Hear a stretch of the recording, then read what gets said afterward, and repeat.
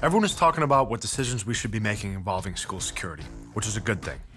But the people that argue against trained armed security in school are not educated on the purpose of firearms and how they work.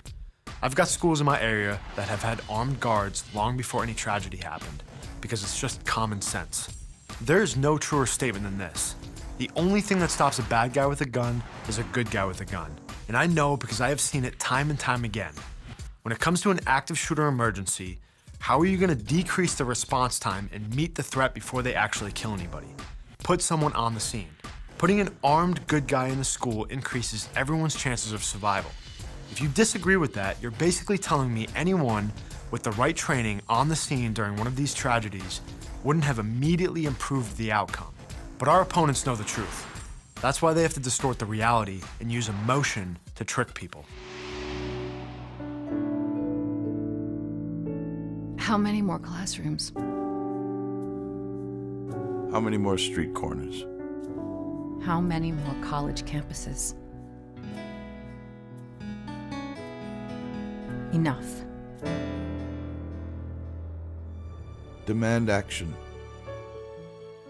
This fight is between people who understand reality versus the people who twist it. Now I've got to listen to a cartoon artist sit here and tell me what the country should be doing about weapons and gun control? Those of us who advocate trained armed security in schools are not trying to force feed anything to anyone. We just want to protect our kids the best way possible. These mass shooters want the path of least resistance. That's a fact. The overwhelming majority of these shootings are happening in gun-free zones. They want to rack up as many kills as possible. And part of picking a target is choosing one that's vulnerable. Why are we okay with our kids being vulnerable? It's our job to be prepared and decrease our vulnerabilities and increase the safety of our kids. Part of that is mental health.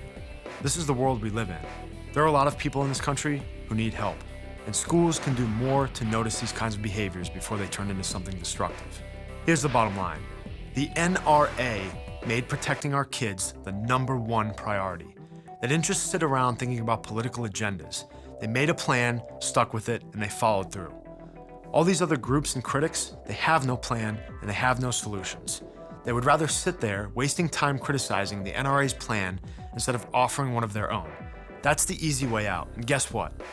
Every day that you sit there and criticize the NRA's plan is another day our kids are left unprotected. That is not an acceptable solution anymore.